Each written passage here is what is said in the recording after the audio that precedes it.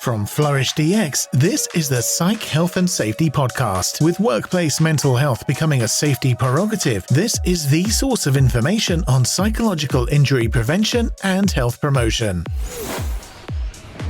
Hi, and welcome to the Psych Health and Safety Podcast. My name is Jason and I'm one of the hosts of the show. The aim of the podcast is to rapidly increase the knowledge and application of psychological health and safety in workplaces worldwide. To help with this, we have regular guests from around the world who are leading the way in this important area. But before I introduce our guest and topic for today, allow me to introduce my co-host, Joelle Mitchell. How are you today, Joelle? Well, I'm not sunburnt from the carnival. Yeah, now this is interesting. I was just thinking about this before the podcast, right? Because in our lives, only a day has passed since the last recording. Been 2 weeks for our listeners. 2 weeks for our listeners. Yeah. So they've all been waiting for 2 weeks. They sure have. Did Joelle get burnt? No. No, I didn't. Okay, that's the answer. And did Roden win anything? He got a yellow, like a third place ribbon for one of the pass ball things. Sports ball? Yeah. Yeah. I don't know. They were in a row throwing the ball at each other. Okay. Yeah. To each other probably rather than at. Yeah. Okay. Nice. Yeah. Yeah. But did he have fun? He does not enjoy the athletics carnival at all. Yeah. Yeah. He was not enthused to get up out of bed yesterday. So one of the things that he's looking forward to in high school is that he doesn't have to participate in the sports carnivals anymore.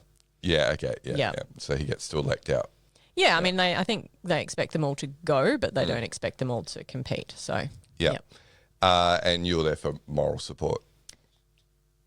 I mean, I was there because that's what parents are supposed to do. Yeah. Well, I'm doing the same this afternoon. So Chloe's doing inter-school cross-country.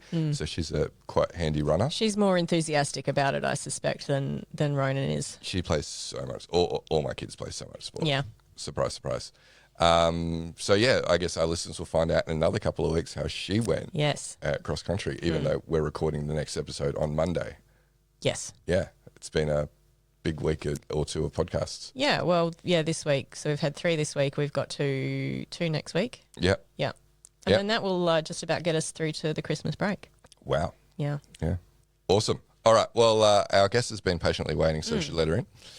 She has recently completed her PhD at Queensland University of Technology. She's joining us today to discuss her thesis titled, It's the Thought That Counts, Expanding Employee HR Attributions About Wellness Programs. She's a Senior Research Assistant at ANU College of Business and Economics and Queensland University of Technology. Welcome to the podcast, Dr Michelle Smidt. Thank you so much for having me. Well, yeah, great to have you on from sunny Brisbane. So, yeah, glad that you're getting some good weather. We had a good bout of weather for a little bit, but it's gone cold and wet again. Unfortunately, and I think just last episode we were talking about how nice the weather was. It was. Yesterday was lovely. The sun was out, but there was a nice breeze, so nobody was overheating. Yeah. But yeah, today, what is it forecast? Up to 35 mils of rain. Yeah. Back to winter again. Yeah. Oh well. That's how this time of year is in Perth, right? Yeah. It's either summer or winter. Yeah, one or the other. Yeah. But Michelle, thank you for coming on, and we're looking forward to the conversation today. Yeah, me too. Pleasure to be here. So to get us started, Michelle, what are your favourite podcasts? Yeah, so I've got a few, I guess, in different areas of life. In terms of sort of for fun, which I listen probably more to, I do like to listen to the Hamish and Andy podcast, which I got into listening to during a really hard time doing my PhD. And I just needed something really easy to listen to, something funny, something that didn't require higher level thinking. So I went for many walks just listening to the Hamish and Andy podcast and laughing to myself while walking. But apart from that, I also listen to the Not Stupid podcast, which is like a quick discussion of some topical news items by 2 ABC journalists. So I like to do that. I also have listened a lot in the past to the Adam Grant and the Brené Brown podcasts. So I think that's probably my main podcasts that I listen to at the moment. Yeah, entertainment is important, right? It's not everything is about learning and education and advancement all the time. Sometimes we need to do things that are just fun and funny and stress relieving and all of that kind of stuff. So yeah, and Hamish and Andy is one of my go-tos as well. It is, yes. And you know what? It's really nice to say, Joelle, we don't have to ask Adam Grant, if he's listening, if he'll come on our podcast anymore, because we've done it. Yeah, and he is listening, and he has been on our podcast. And he has been on our podcast. He's definitely listening. And that will be our first episode next year, right? Yep. Yep. So listen out for that one. That was what we recorded at PHSCon. So. Oh, brilliant. Tell us about your professional career, please, Michelle.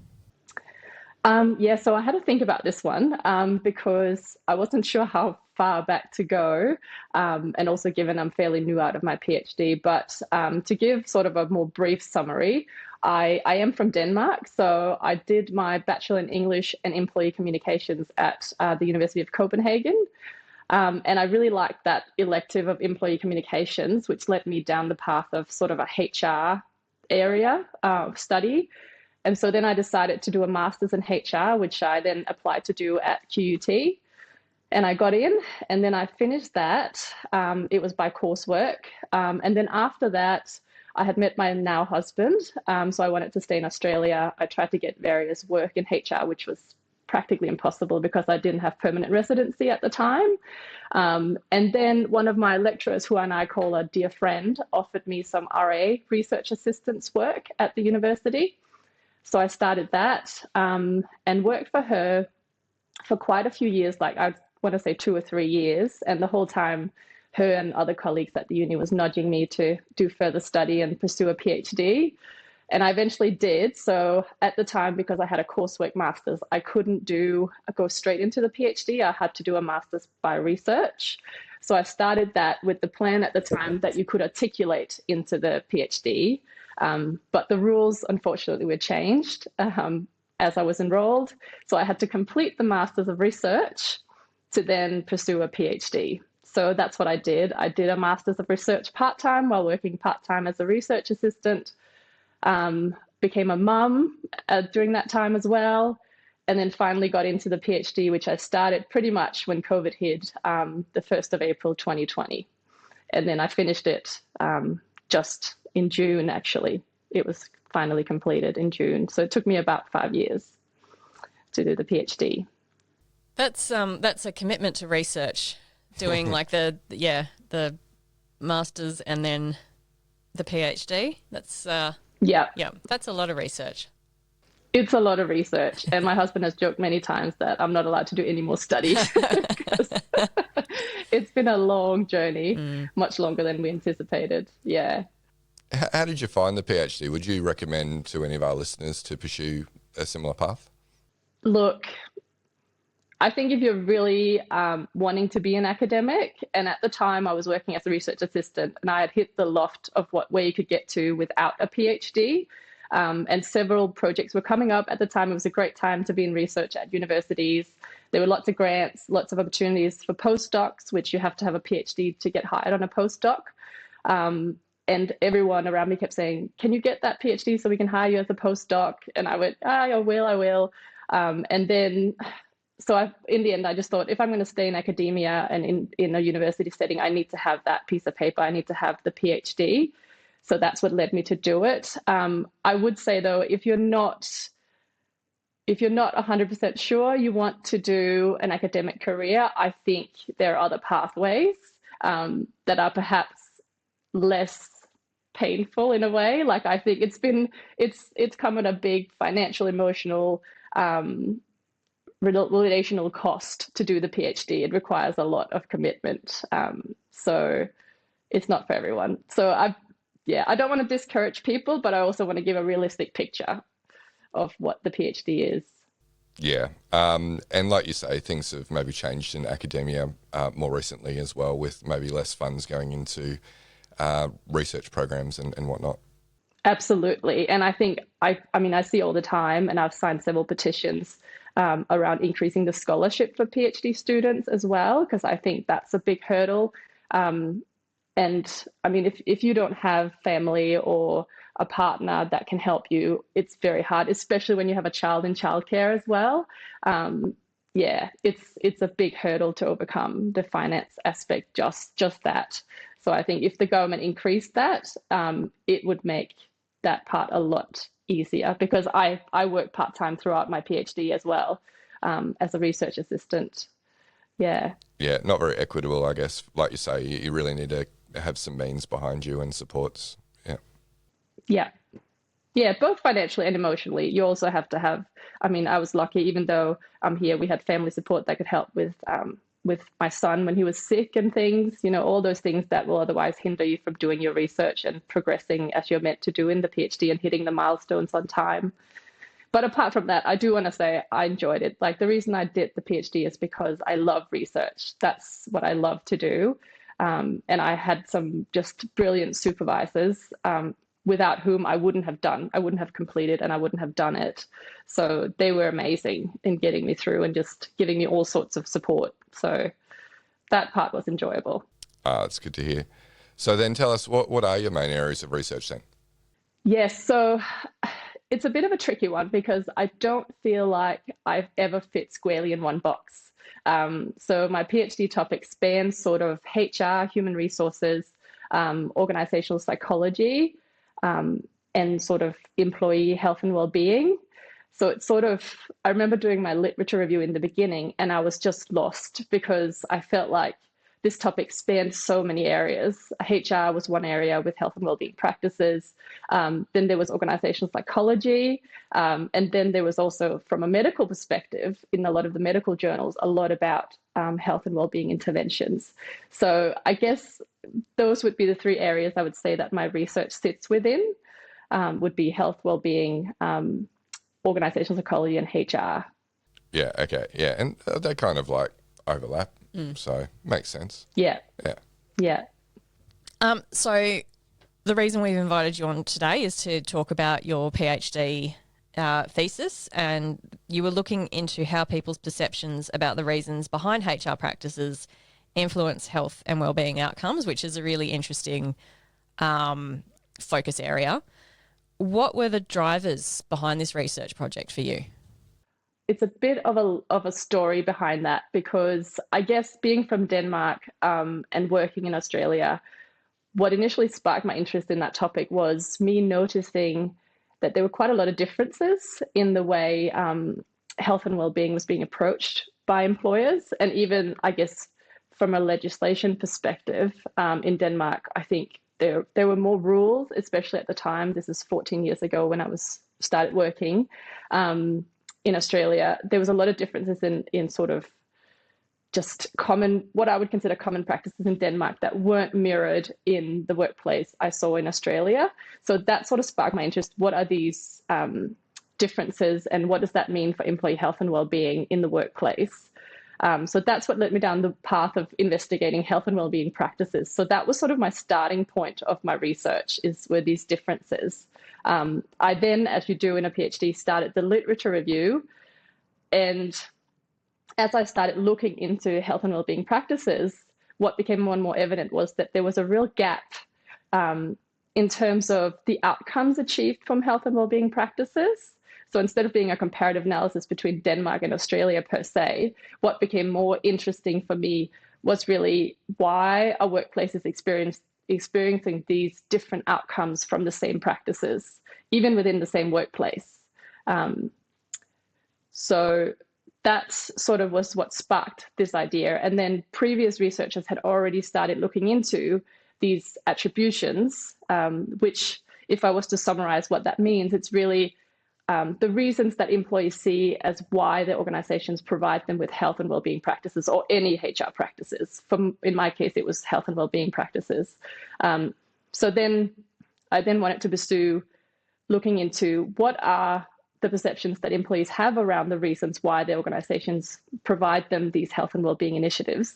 And does that make a difference to if they use the practices, the outcomes they get out of the practices, and even perhaps to how supported they feel even without using the practices that are offered to them.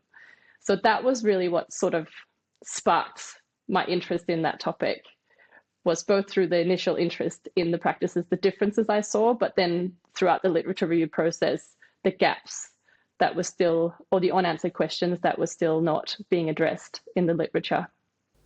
Yeah, so you could have what on the surface looks like the same practices being offered in different organisations, but then seeing very different outcomes and uptake associated with that.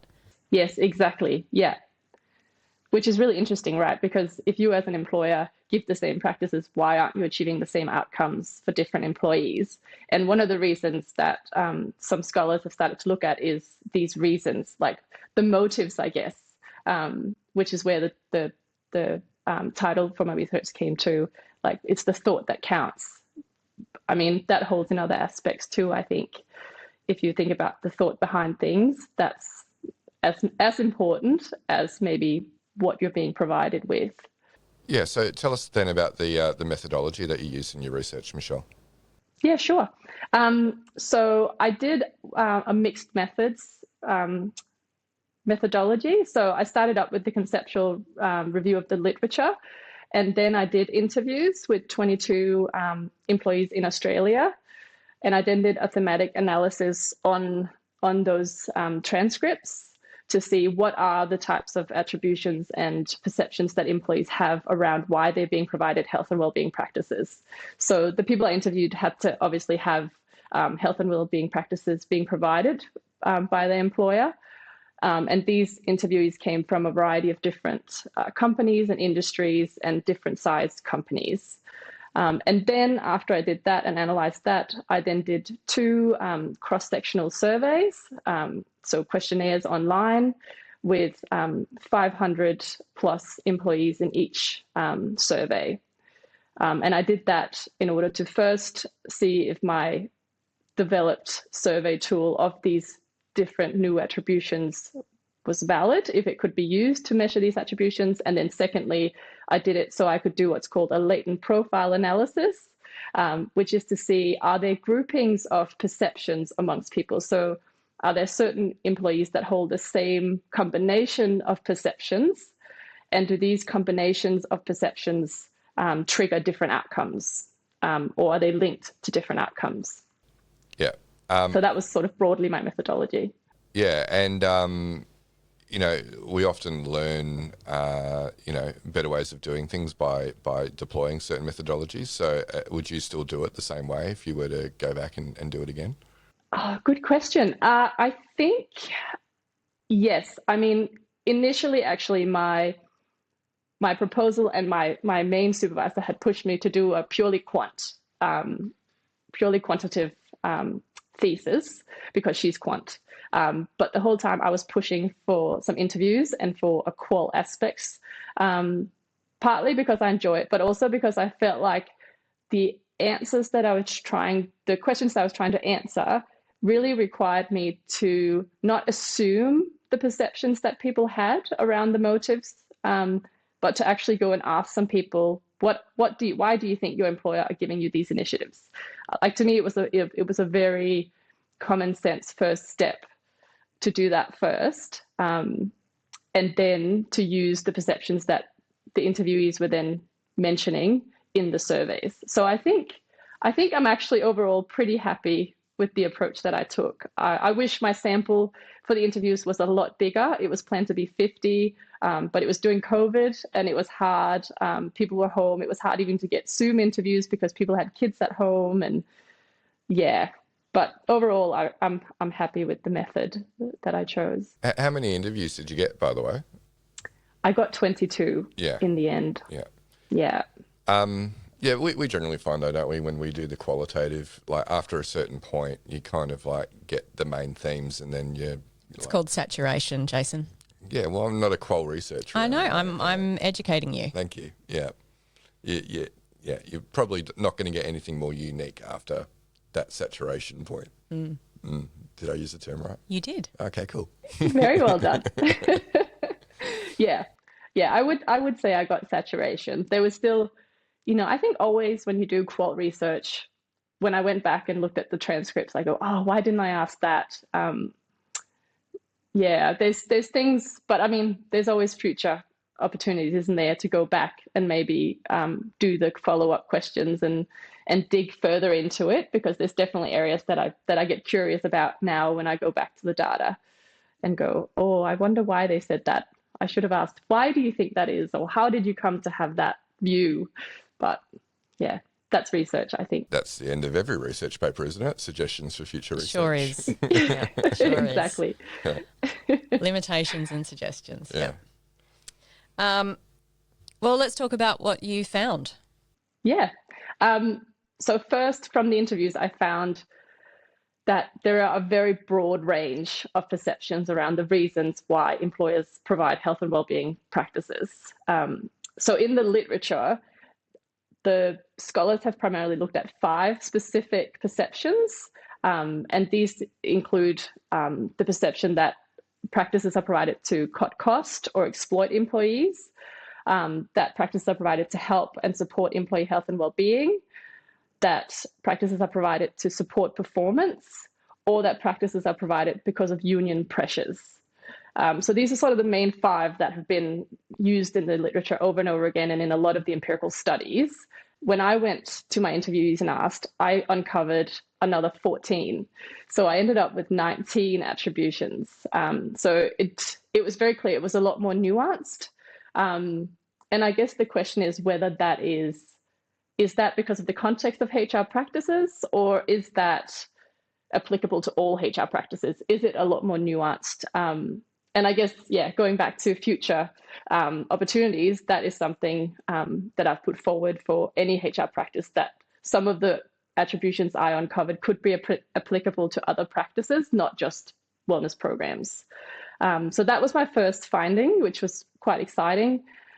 And then the next part of my findings from the quant data, from the surveys, was that through the latent profile analysis, I uncovered that there is these 4 different groups of employees that hold specific combinations of these, which ended up being 16, because when you tested the attributions empirically through factor analysis, we ended up with 16 unique attributions out of the 19 that I uncovered from the interviews. So out of these 16, there were 4 groups that held unique combinations. And in terms of what that means, it means that there was one group that didn't hold any of these attributions. They were pretty much low on everything. So they didn't really have an opinion, I guess, about why the employer was doing it. Then there was another group that was favorable. So they thought that the employer was doing it primarily to support health and well-being, to help with their performance, and to be a better employer overall for society and for employees. And then there was another group that was unfavorable, which held perceptions that the employer was pretty much doing it not to support well-being, pretty much for organisational centric reasons, to cut cost, to be perceived to be a better employer, to help the image of the organisation. And then lastly, there was a group of employees that was what I called ambivalent. So they were high on everything. They thought the employer was doing it for all the reasons. So that was really interesting to see that there were these groups with different constellations of perceptions around why the employer was providing them health and wellbeing practices. And then I went and tested to see, these different groups, what does that mean for outcomes? And what I found was that the indifferent and unfavorable, they both were linked to worse employee outcomes. And the outcomes I included in my study was psychological strain and burnout, and I forget the last one, job satisfaction. They were the 3 employee outcomes I had in my study. And so that was interesting because the indifferent, you might have thought, it could also be a measurement error, and they've just rated low on everything. But in fact, they had higher or worse employee outcomes. So that would indicate that it's not just a measurement issue. And then as another interesting finding was that the favorable might be common sense that leads to good employee outcomes, right? But the ambivalent also had better employee outcomes, that to me was really interesting, because it showed that it's okay for employees to think that the organization is doing it for a mix of reasons, both perhaps good and bad reasons. I think it's a more, in a way, realistic picture to have of your organization's motivations. And that's still okay for employee outcomes. You can still have good job satisfaction, low burnout, and low psych strain, even though you think your employer is doing it for all the different reasons. Do you need more psych health and safety in your life? Then head over to the Flourish DX Academy for several free on-demand e-learning courses. If you're an internal professional, follow Flourish DX on Eventbrite to register for any of our free fortnightly interactive webinars. Our flagship professional practice program is also exclusively available for internal professionals. The 12-week course blends theory, applied practice, and interaction with other professionals through live lectures and a monthly community of practice session. Find out more about all these learning opportunities or inquire about a bespoke in-house training at the Flourish DX Academy. www.45003.org. Now back to this episode.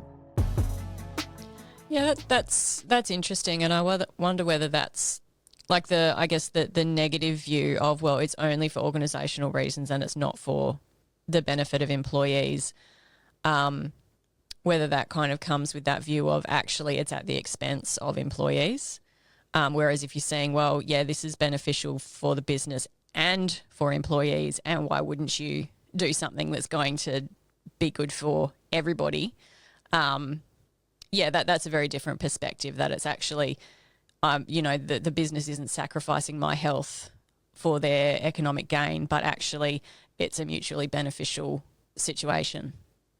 Yes, and I think what you pick up on there is one of the issues around the measurement of these attributions.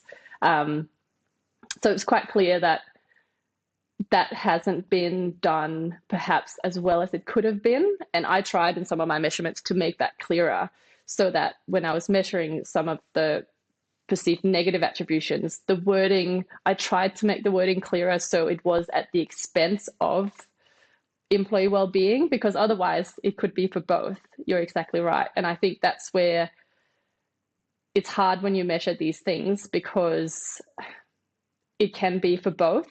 And interestingly, in the interviews, some of the employees there also pointed out that some of the perceptions we perhaps on the surface would think are negative, like cost cutting or to help improve the organizational functioning, they actually saw them as positive. So one specifically said, I think it's a good thing if the organization is cutting costs, because it means I have a job and it improves the long-term viability of this organization, which means I as an employee feel more secure and safe working here, because they're doing what they're meant to be doing. They're a business. They have to make money. So for some, that wasn't a negative, that the organization was trying to cut cost. And perhaps that's what reflected in that ambivalent profile to some extent. I mean, it's hard to say for sure, but it could be that they just realized that it's not either or, it's for both. It's for both the employees and the organization. Yeah, so an element of pragmatism in people's perspectives about things, yeah. Yeah. So, Michelle, were there any surprises then in your findings? Yes, I think one of the surprises was, of course, that the ambivalent was linked to good outcomes. But another sort of surprising finding was that that some of these attributions that people thought were negative aren't actually potentially negative. And then it was also interesting in my findings that from the quant data, participation in the wellness program, which we measured, whether or not people had attended their health and wellbeing practices, attendance wasn't associated with the employee outcomes, but the perceptions around the motives were, which was interesting, because organizations can then, in a way, reap benefits of their practices purely through employees' perceptions about why these are being provided. And then we also found that participation was linked to having more favorable attributions. So the ones that attended tended to have a more favorable profile of attribution. So they thought the organization was doing it for more favorable reasons or motives, which then in turn, these favorable attributions and ambivalent attributions are then in turn linked to better outcomes. So I think that was a really interesting finding, that these attributions matter above and beyond participation in itself, which should really get employers' eyes open to the fact that it's really important why they're doing it and how they're communicating why they're doing it. Because I think William Fleming also mentioned, the whole well-being washing, employees pick up on that. So if employers aren't sensitive to that and try to manage that and actually do it for generally positive and helpful reasons, then it can lead to worse outcomes, even if employees don't attend or attend. Like, that attendance doesn't even matter. But these perceptions around why I'm being provided these benefits matter. Yeah, no, it's super interesting. I'm curious about, did you have a sense of, within your sample, the proportion of people who had negative attributions or what do we say the other one was? Apathy. Apathy, yeah, versus the people who had positive attributions or ambivalence? Yeah, so the biggest group, let me just make sure I'm saying the right thing. The biggest group was the indifferent group. And then it was followed by the favorable, unfavorable, and then ambivalent. So those were sort of the proportion, but there wasn't a big difference in the numbers between the four groups, which was interesting as well. It was pretty evenly split across the four groups. Yeah. And then while you've got your data in front of you, because it sounds like you're scrolling through it at the moment. I am. Is there a sense of how much improvement the two favourable groups had versus the level of decline that we saw in the outcomes from the two negative groups? Sorry, can you say that again? So if we think about the outcomes that you measured, like job satisfaction and psychological strain, for example, is there a sense of how much that was either moved in the positive or negative direction by those different groups? What I'm trying to get at, Michelle, is how much better were the positive and ambivalent groups compared to the negative and... That's to get to the next point, which is it worth the risk for an organisation to deploy these programs? So some people are going to benefit, other people are going to decline based on their attributions. Oh, so are we better off actually doing nothing? Yeah. Right. Or is it worth the investment or trying, even if we're going to be harming some people or leading to worse job satisfaction? Yes. Okay. Well, I guess if I'm interpreting your question correctly, I guess I would say it's definitely worth addressing the perceptions that employees have and attending to the messaging around why practices are being provided, because there were significant differences in the mean scores on the outcomes. So some profiles were definitely worse off in terms of those outcomes. So yes, I would say there was significant differences. I didn't track it over time. It was cross-sectional data, so I can't say over time how that might move or shift. But in the sample that I had of Australian employees, there was a significant difference in their level of well-being, of those three well-being indicators that I included. Yeah. But I guess in the absence of improved messaging to perhaps influence attribution of these wellbeing programs, it seems like it's probably net neutral in terms of the positive versus negative benefits that employees are going to get. If they're similar groups and it moves the needle positively or negatively with the outcomes in similar ways based on, the numbers of people who have positive attributions or, in the favourable attribution group versus the negative attribution group. Do you get what I'm doing? So what you're saying is don't offer the benefits unless you're going to put together some comprehensive comms around the why and what is it that we're hoping to achieve. Be sure that your comms are going to move the needle and improve people's attributions of these things. Otherwise, you're taking a risk that you might actually be having a negative effect on a large proportion of your workforce by deploying these things. Yes. I would say that's a pretty good summary, because I think one of the other things that became evident is that it's the context matters as well. So when employees are interpreting the reasons behind why their employer is giving them health and wellbeing practices, they're taking into account all these different types of information. So that includes from the interviews in terms of getting more detailed, rich understanding of how these attributions come about. some of them said, they had more negative attributions because the health and wellbeing practices that were being given to them by the employer didn't match the messaging coming from other policies. So there's a real great need, I think, for organizations to think holistically about employee health and wellbeing. And I think you've probably spoken to this before. It can't be a Band-Aid. It can't be a quick fix solution to something. You have to address the root cause. So if your organization has bad role descriptions and workload demands, are not being taken care of and are not realistic, and your job demands outweighs your resources, well, then it doesn't matter how many resources you throw at employees, how many health and wellbeing practices you're giving them. They're going to think you're just doing this to look good. You're just doing this because legislation says you have to, in terms of psychosocial risk legislation. You're just doing it because you're mandated to. You're not doing it because you really want to help me and be a better employer and you care about my well-being, because then you would have addressed my work demands. You would have addressed, the gaps in policies, even in relation to other HR policies around employee well-being, whether it's return to work after injury or if it's parental leave.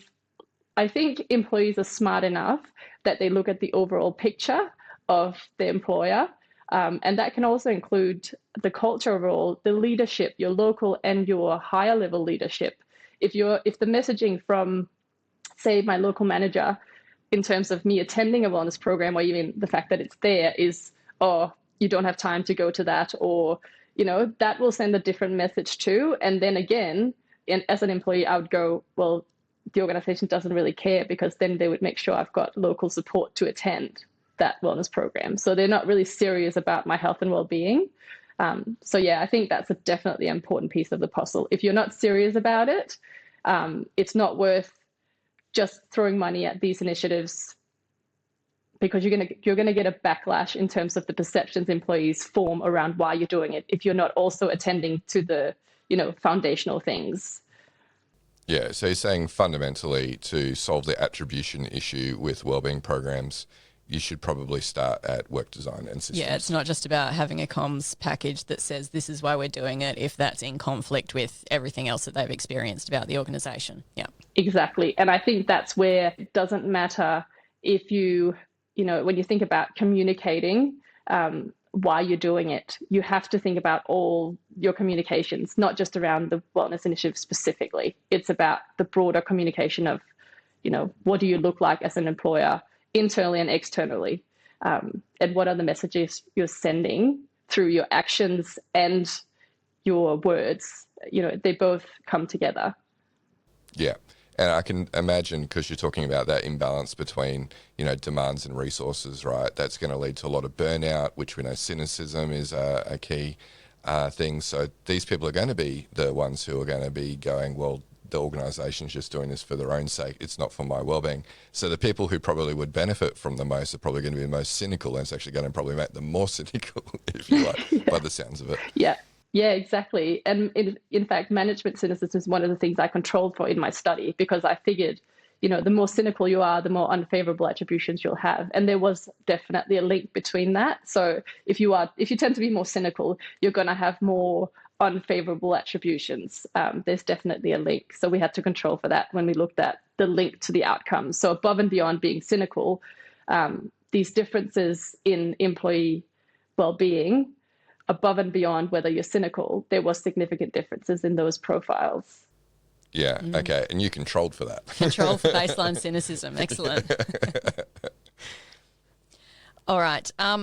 What action would you love to see businesses take as a result of your research? Look, I think that employers have to start thinking beyond mental health and well-being as workplace mental health and well-being.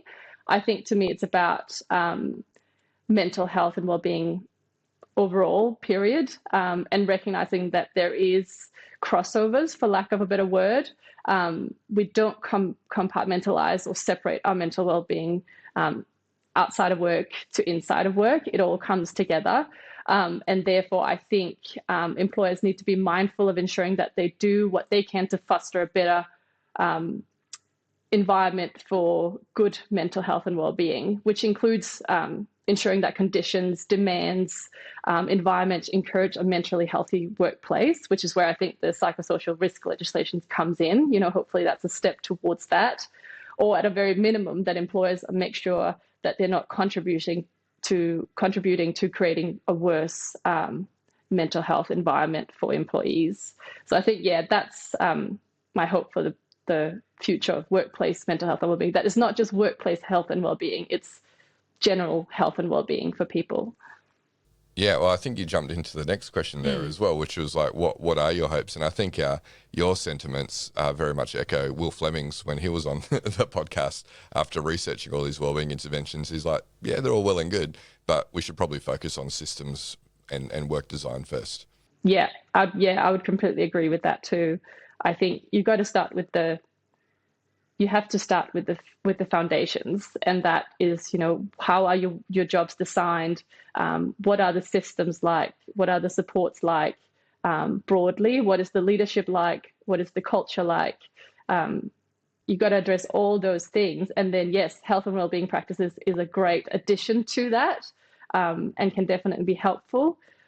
But if all the other pieces don't align, it's not going to matter, what you throw at employees in terms of benefits. Yeah, no, I think that's a consistent message of this podcast. Sure is. All right, last question for you today, Michelle. Do you have parting words of advice for listeners who want to work in the field of psychological health and safety? Yes, I think based on my research, my advice would be to pay attention to both the interventions or the health and wellbeing practices that are implemented, but equally importantly, to consider why they're being implemented, and how the reasons behind the implementation is communicated to employees. So that would be sort of my advice based purely on my research, is look at how they're communicated, look at the context in which the reasons are being communicated to employees. And then, don't consider health and wellbeing practices as just a quick fix. It has to fit into the rest of your systems, and the rest of your workplace culture, leadership, policies generally, your whole HR messaging overall. It has to come together to form a consistent, coherent message to employees that the organization actually cares. And that should really be, the aim of the organization anyway, to generally help employees feel better and perform better in the workplace and outside of the workplace. Good advice. Yeah, understand or remember that people's perceptions of the why is going to be a predictor of whether you achieve the goal of the thing. Yeah. Yes, definitely. Cool. Well, Michelle, it's been a fascinating conversation. When will listeners be able to see your research from your PhD? So I hope sooner rather than later. I've got my actual thesis document is up on QUT ePrints. So for anyone that's interested, they can go there and have a look at my thesis document. But in terms of publications, I've got one publication on the way, under revision, and then I've got another one about to be submitted based on the qual data. And then my big conceptual piece, that's a work in progress, but I'm hoping within the next year, depending on journal times and all of that. Yeah. All right. Well, we should be able to drop a link to your thesis then in the show notes. Yep. Yeah. Which would be great. Yeah. We've got some real nerds on this. We sure do. This podcast. We sure do. Love to get into the detail. So thank you so much. But Michelle, again, thank you so much. Really interesting research. Thanks for taking on the job that many of us are just not keen to do. Doing the PhD, doing all that extra research, that heavy lifting. So yeah, really appreciate your contributions to this area of practice. Oh, thank you. Thanks for having me on. It's been lovely to chat to you. Great. Well, listeners, that brings us to the end of this episode. Remember, we do record these over video when we have our guests on, and you can find all of our past videos on the FlourishDX YouTube channel. We also, on the FlourishDX LinkedIn page, will have the snippets of these videos, so the best of the best. So do make sure you follow along there as well. And while you're there, Joelle and myself are quite active, so feel free to reach out to us directly if you want to continue the conversation. But that's it for today. We'll catch you next episode.